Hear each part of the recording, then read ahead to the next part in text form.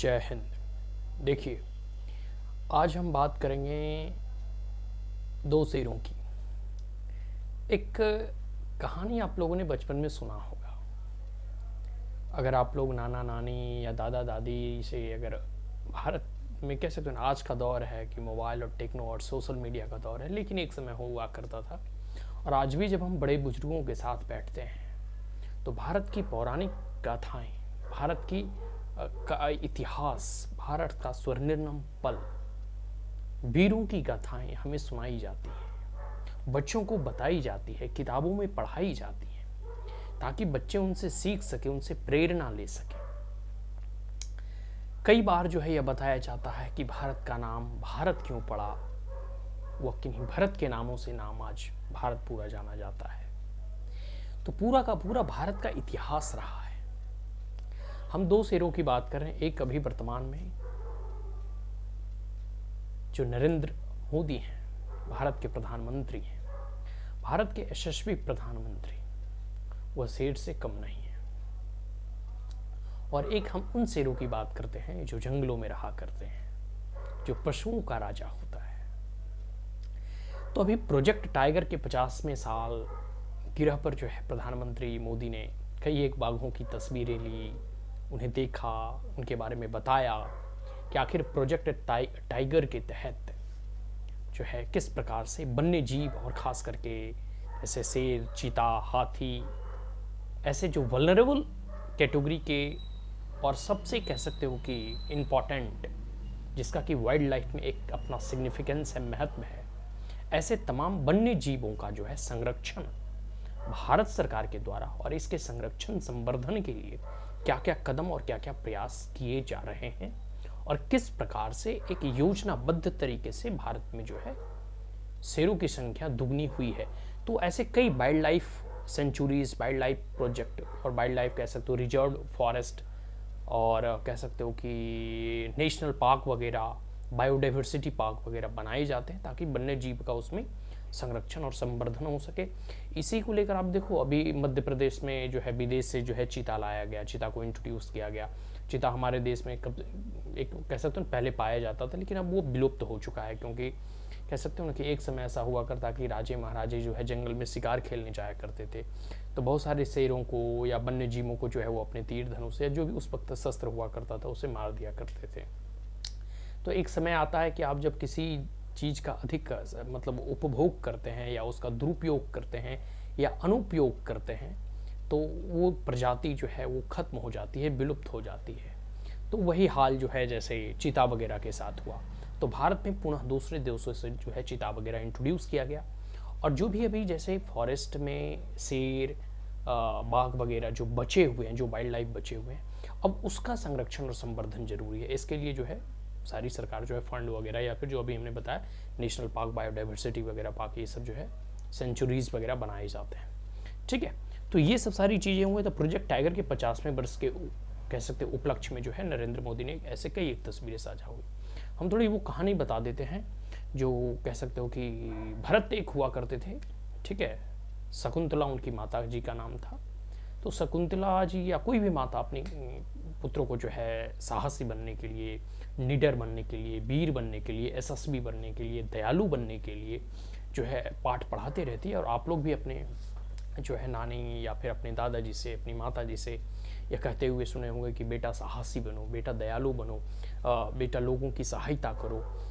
मतलब एक प्रकार के ये जो मोरल वैल्यूज़ हैं, जो इथॉस हैं, वो हमारे कल्चर में, हमारे ट्रेडिशन में जो है हमें परंपरागत, हमें फैमिली के द्वारा दिया जाता है। एक तो शिक्षा जो है कि आप किताबों से ग्रहण करते हैं, और दूसरा शिक्षा यह होता है जो हम अपने समाज, अपने माता पिता से जो है ग्रहण करते हैं, लेते हैं। तो शकुंतला जो माता थी वो अपने भरत को कह रही थी कि तुम दयालु बनो, तुम दूसरों को जो है कह सकते हो कि मदद करो, सहायता करो मुसीबत के समय, तुम जो है साहसी बनो, किसी से भयभीत नहीं हो, तो निर्भीक रहो, निडर रहो। तो एक कहानी है इसी में कि शेर के कुछ बच्चे शावक जो हैं वो भालुओं ने घेर रखा था, और वह शावक जो है अपनी माता से बिछुड़ चुका था। तो उस वक्त भरत ने उन शावकों को, शेर के बच्चों को जो है, खुद 11 साल के बच्चे शेर के बच्चे को जो है बचाया था, और शेर से खेला करते थे, शेर की दांतों को गिना करते थे।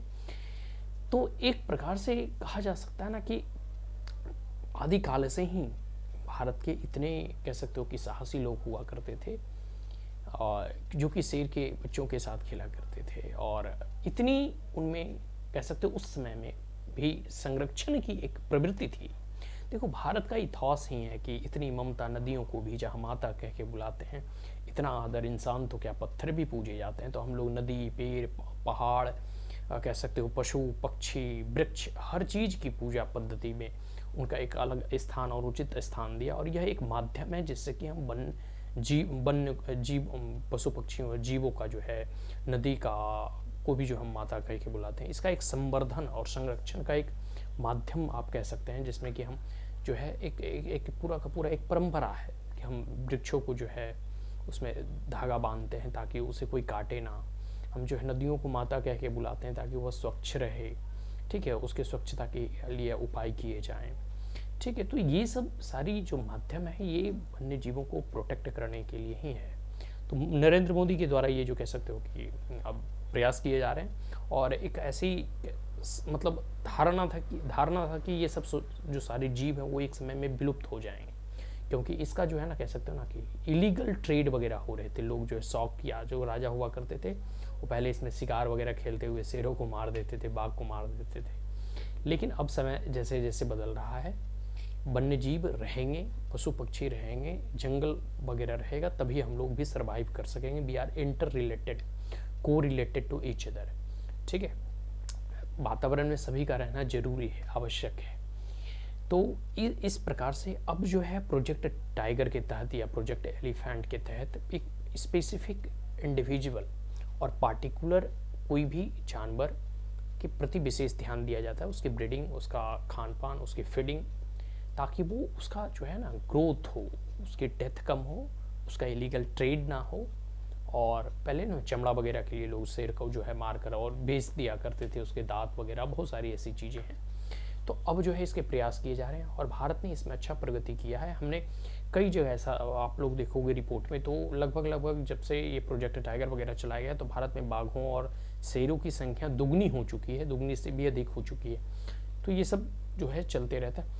और गुजरात में मोदी जी का अपना होम स्टेट है, वहाँ बाघ या गिर एक जंगल है जहाँ शेर और बाघ पाए जाते हैं।